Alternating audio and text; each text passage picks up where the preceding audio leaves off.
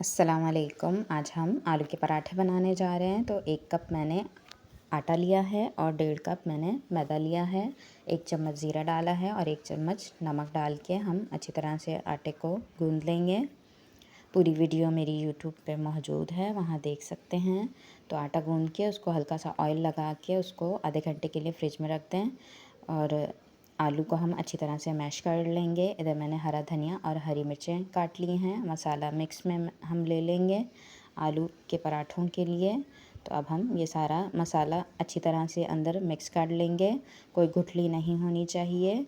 आलूओं को बहुत अच्छी तरह से मैश करेंगे क्योंकि वरना हमारा पराठा जो है वो फट सकता है।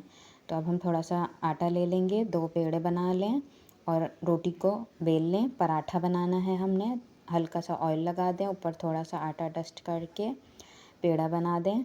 अब हम 2 पेड़े ऐसी तरह बना लेंगे। अब दूसरे को भी ऐसे ऑयल लगा लें। तो अब इसको बेल लेंगे। एक को आपने थोड़ा बड़ा बेलना है और एक को थोड़ा सा छोटा।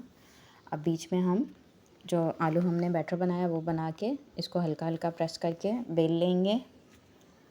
अब हम रोटी तवे पर डाल के अच्छे से इसको फ्राई कर लेंगे, ऑयल डाल के अच्छी तरह से।